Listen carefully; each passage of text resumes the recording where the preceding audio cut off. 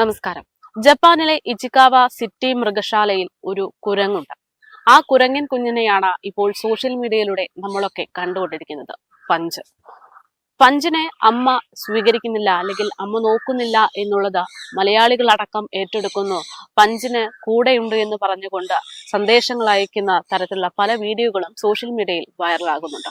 എന്നാൽ ഇന്ന് കേരളത്തിലും ഇതേ രീതിയിലുള്ള 2 കുരുന്നുകളുണ്ട് എന്നുള്ള റിപ്പോർട്ടുകളാണ് പുറത്തു വരുന്നത്.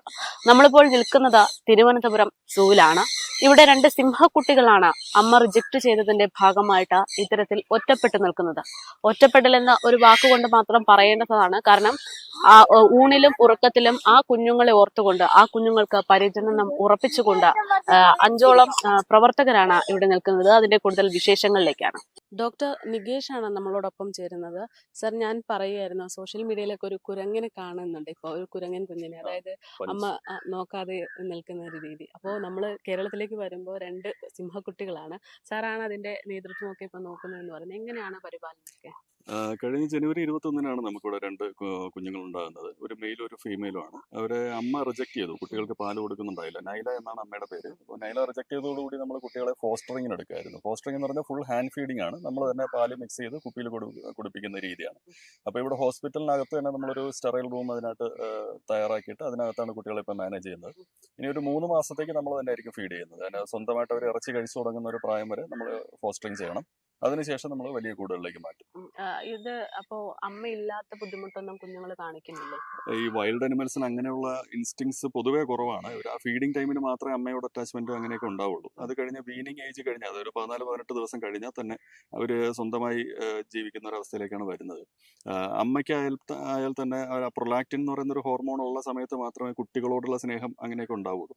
അത് കഴിഞ്ഞാൽ അതും ഉണ്ടാവില്ല. നൈലയ്ക്ക് യഥാർത്ഥത്തിൽ പ്രൊലാക്റ്റിന്റെ കുറവാണ്. അപ്പോൾ ആ കാരണം കൊണ്ടാണ് അതിന് മദറിങ് എബിലിറ്റീസ് ഇല്ലാത്ത, കുട്ടികളെ നോക്കില്ല, റിജക്ട് ചെയ്ത് തട്ടിക്കളയുന്ന ഒരു അവസ്ഥയായിരുന്നു. അപ്പോൾ അതുകൊണ്ടാണ് നമുക്ക് കുട്ടികളെ ഫോസ്റ്ററിങ്ങിന് എടുക്കേണ്ടി വന്നത്. അപ്പോൾ അങ്ങനെ സെന്റിമെന്റൽ അല്ലെങ്കിൽ ഇമോഷണൽ കണക്ഷൻ ഇല്ലെന്നാണ് മനസ്സിലാക്കുന്നത്. പിന്നെ ഇവര് ആദ്യത്തെ 12 ദിവസം ബ്ലൈൻഡ് ആണ്. അപ്പോൾ കണ്ണ് തുറക്കില്ല. അപ്പോൾ ആ സമയത്ത് നമ്മൾ എടുത്തു കഴിഞ്ഞു. 2-ാം ദിവസം മുതൽ നമ്മുടെ കൂടെ ഉണ്ട്. അപ്പോൾ കണ്ണ് തുറക്കുമ്പോൾ തന്നെ കാണുന്നത് നമ്മളെയാണ്, എന്നെയും സ്റ്റാഫിനെയൊക്കെയാണ് കാണുന്നത്. അപ്പോൾ നമ്മളായിരിക്കും അത് പാരന്റ്സ് ഒന്ന് കാണുന്നതെന്ന് മനസ്സിലാക്കുന്നു. ഉറപ്പില്ല, പക്ഷെ തൽക്കാലം നമ്മളുമായിട്ട് വളരെ ഇണക്കത്തിലാണ്. നമ്മൾ പാൽ കൊടുക്കാനായി പോകുമ്പോൾ അടുത്തേക്ക് ഓടി വരികയൊക്കെ ചെയ്യുന്നുണ്ട്. അപ്പൊ ഇതുവരെ ആ കുഞ്ഞുങ്ങള് അമ്മയെ അച്ഛനെയും കണ്ടിട്ടില്ല? ഇല്ല ഇല്ല, ഒരു തവണ പോലും കണ്ടിട്ടില്ല. അപ്പൊ എങ്ങനെയാണ് മുന്നോട്ടുള്ള കാര്യങ്ങൾ? ആരോഗ്യസ്ഥിതി ആണെങ്കിലും ഇപ്പൊ മെച്ചപ്പെട്ട് വരുന്നുണ്ടോ? അതെ, ഇടയ്ക്ക് ഒരു കുറച്ചൊരു ക്രിട്ടിക്കൽ സിറ്റുവേഷൻ ഫീമെയിൽ കബിൻ ഉണ്ടായിരുന്നു. അത് ഹൈപ്പോഗ്ലൈസീമിയ അടിച്ചിട്ട് അത് സിങ്ക് ചെയ്ത് പോയായിരുന്നു. ഓൾമോസ്റ്റ് അത് ഡെത്തിന്റെ അടുത്ത് വരെ എത്തിയിട്ടുണ്ടായിരുന്നു.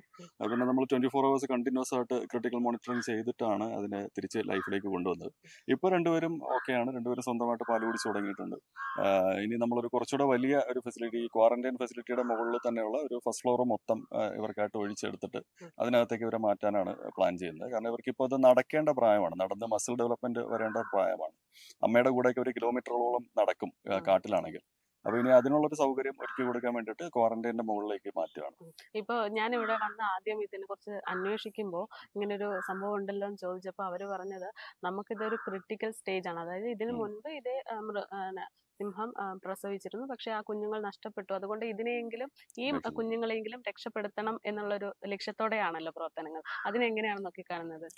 തീർച്ചയായിട്ടും നൈലയുടെ ആദ്യത്തെ പ്രസവത്തിൽ ഉണ്ടായ 2 കുട്ടികളും ഇതേ കാരണം കൊണ്ട് തന്നെ, ഡിലേഡ് പാർച്ചുറേഷൻ, പിന്നെ പാലുൽപാദനം ഇല്ല, മദറിങ് എബിലിറ്റീസ് ഇല്ല, ഈ കാരണം കൊണ്ട് കുട്ടികൾ മരിച്ചു പോയായിരുന്നു. അപ്പോൾ 2ാമത്തെ പ്രസവം പ്രഗ്നന്റ് ആയിരിക്കുമ്പോൾ തന്നെ നമ്മൾ ഫുൾ പ്രിക്കോഷൻസ് എടുത്തിട്ടുണ്ടായിരുന്നു. എങ്ങാനും പാല് കൊടുക്കുന്നില്ലെങ്കിൽ ഉടനെ തന്നെ ഫോസ്റ്ററിങ്ങിന് എടുക്കാൻ വേണ്ടിയിട്ടുള്ള തയ്യാറെടുപ്പുകൾ ഉണ്ടായിരുന്നു. നമ്മുടെ ഡയറക്ടറുടെ ഭാഗത്ത് നിന്ന് വേണ്ട രീതിയിലുള്ള സപ്പോർട്ടും ആ കാര്യത്തിനുണ്ടായിരുന്നു. അപ്പോൾ നമ്മൾ ക്യാമറയിൽ കൂടെ ഒബ്സർവ് ചെയ്യുന്നുണ്ടായിരുന്നു. അപ്പോൾ ഫസ്റ്റ് ഡേ പാല് കൊടുക്കുന്നതായിട്ട് കണ്ടു. സെക്കൻഡ് ഡേ മുതൽ റിജക്ട് ചെയ്യാൻ തുടങ്ങി. അപ്പോൾ നമുക്ക് ആദ്യം നമ്മൾ ഇൻസിറ്റു ഫീഡിങ് ട്രൈ ചെയ്തു. അതായത് കൂടിനകത്ത് കയറിയിട്ട് നൈലയെ അവിടെ നിന്ന് മാറ്റിയിട്ട് നമ്മൾ കൂടിനകത്ത് കയറിയിട്ട് കുട്ടികൾക്ക് ഹാൻഡ് ഫീഡിങ് ചെയ്തതിന് ശേഷം വീണ്ടും കൂട്ടിൽ തന്നെ നൈലയ്ക്ക് ഒപ്പം ഇട്ടിട്ട് വന്നായിരുന്നു. എന്നിട്ടും നൈല അവരെ അക്സെപ്റ്റ് ചെയ്യുന്നുണ്ടായിരുന്നില്ല. അപ്പോൾ നെക്സ്റ്റ് ഡേ ആയപ്പോൾ ഒരു ഹൈപ്പോഗ്ലൈസീമിയയിലേക്ക് പോകുന്നു എന്ന് കണ്ടപ്പോഴാണ് പെട്ടെന്ന് ഫോസ്റ്ററിങ്ങിന് എടുത്തത്. കാരണം അതൊരു എമർജൻസി സിറ്റുവേഷൻ ആണ്. ഹൈപ്പോഗ്ലൈസീമിയ സ്റ്റാർട്ട് ചെയ്ത് കഴിഞ്ഞാൽ പിന്നെ ഒരു 3-4 മണിക്കൂറിനകത്ത് ഡെത്ത് സംഭവിക്കും. അപ്പോൾ അതിനു മുമ്പ് നമുക്കത് എന്തെങ്കിലും ചെയ്യാൻ കഴിഞ്ഞില്ലെങ്കിൽ, അപ്പോൾ അതുകൊണ്ട് തന്നെ പെട്ടെന്ന് ഫോസ്റ്ററിങ്ങിന് എടുക്കായിരുന്നു. രാത്രി ഒരു 11:30 ആയിട്ടുണ്ടാവും ആ സമയത്ത്. ആ ഒരു കൃത്യമായ ഇടപെടൽ ഇപ്പൊ 1 മാസത്തോളം കഴിഞ്ഞിരിക്കുന്നു. അപ്പൊ സന്തോഷമുള്ള ഒരു നിമിഷം കൂടെയാണല്ലോ. അതെ അതെ, ഇപ്പോൾ 6 ആഴ്ച പ്രായം പൂർത്തിയായിരിക്കുന്നു. ഒരു ക്രിട്ടിക്കൽ സ്റ്റേജ് ആണ് കഴിഞ്ഞു കിട്ടിയത്. ഇനി നമ്മൾ അടുത്ത വാക്സിനേഷൻ, അടുത്ത സ്റ്റേജ് വാക്സിനേഷൻ ആണ്. ഒരു 60 days ആകുമ്പോൾ നമ്മൾ വാക്സിൻ കൊടുക്കുന്നു. അതും കൂടെ കഴിഞ്ഞാൽ ഓൾമോസ്റ്റ് ഒരു ഹെൽത്തി ആണെന്നുള്ള ഒരു സ്റ്റേജിലേക്ക് നമ്മൾ എത്തും. ഹോപ്പ്ഫുള്ളി അവരെ ഒരു അഡൽട്ട് സ്റ്റേജ് വരെ വളർത്തിയെടുക്കാൻ സാധിക്കും എന്നാണ് വിചാരിക്കുന്നത്. മറ്റ് രണ്ട് സിംഹങ്ങളുടെയും കാര്യങ്ങൾ എങ്ങനെയാണ് ഇപ്പോൾ ആരോഗ്യ നിലയൊക്കെ? നൈലയ്ക്ക് കുറച്ച് ആരോഗ്യ പ്രശ്നങ്ങൾ ഉണ്ടായിരുന്നു. കാരണം ഡിലേഡ് പാർച്ചുറേഷൻ കാരണം പ്ലാസന്റെ പുറത്തു വരാനൊക്കെ ഒരുപാട് സമയമെടുത്തായിരുന്നു. ഏതാണ്ട് ഒരു 48 അവേഴ്സ് വരെ സമയമെടുത്തു.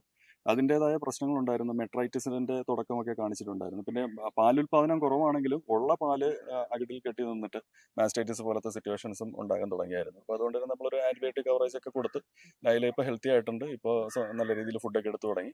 നൈല ലിയോ ഇപ്പോൾ ഒരുമിച്ചല്ല, അവർ 2 കൂടുകളിലേക്ക് അടുത്തടുത്ത് തന്നെ പരസ്പരം കാണാൻ കഴിയും. പക്ഷെ 2 കൂടുകളിലാണ് ഇട്ടേക്കുന്നത്. ഇനി ഉടനെ അടുത്തൊരു ബ്രീഡിംഗ് നമ്മൾ പ്ലാൻ ചെയ്യുന്നില്ല. കുറച്ചൊരു റെസ്റ്റ് കൊടുത്തതിന് ശേഷം മാത്രമേ അടുത്ത ബ്രീഡിംഗ് ഉള്ളൂ. അപ്പോൾ കുഞ്ഞുങ്ങളുടെ ഫീഡിങ് കാര്യങ്ങളൊക്കെ എങ്ങനെയാണ്, ടൈമിംഗ് ഒക്കെ വരുന്നത്? ആദ്യത്തെ ആഴ്ചകളിൽ 4 മണിക്കൂർ ഇടവിട്ട് 6 ഫീഡിംഗ് ആണ് വരുന്നത്. അപ്പോൾ നമുക്ക് രാത്രിയൊക്കെ ഫീഡിംഗ് വരും. 12 മണി, 4 മണി, രാവിലെ 8 മണി, അങ്ങനെ കണ്ടിന്യൂസ് ആയിട്ട് ഫീഡിംഗ് വരുമായിരുന്നു. അപ്പോൾ നമുക്കിപ്പോൾ നമ്മുടെ സ്റ്റാഫ് അനിൽകുമാർ എന്ന് പറഞ്ഞൊരു കീപ്പറും നമ്മുടെ life stock inspector Jijo, Nahas, Rajesh, ഇവരൊക്കെയാണ് നമ്മുടെ സ്റ്റാഫ് മെമ്പേഴ്സ് എന്ന് പറയുന്നത്. ഇതിൽ അനിൽകുമാർ കഴിഞ്ഞ 42 ദിവസമായി വീട്ടിൽ പോയിട്ടേ ഇല്ല. നമ്മുടെ ഹോസ്പിറ്റലിനകത്ത് തന്നെ താമസിക്കുകയാണ്. അദ്ദേഹം ഫുൾ ടൈം ഇതിനെ നോക്കുകയാണ്. ഞാനും അങ്ങനെ തന്നെ എൻ്റെ ക്വാർട്ടേഴ്സിനകത്താണ്. ഞാൻ രാത്രിയൊക്കെ വന്ന് അനിമൽസിനെ നോക്കേണ്ട സാഹചര്യമാണ്. അതായത് കരുതലിന്റെ കരങ്ങളാണ്. ആ ഒരു കരുതൽ നല്ല രീതിയിൽ തന്നെ മുന്നോട്ട് പോകുന്നുണ്ട്. ആ 2 സിംഹക്കുഞ്ഞുങ്ങളും ആരോഗ്യപൂർവ്വം മുന്നോട്ട് വരികയാണ് എന്നുള്ളതാണ് റിപ്പോർട്ടുകൾ. അതങ്ങനെ തന്നെ തുടരട്ടെ.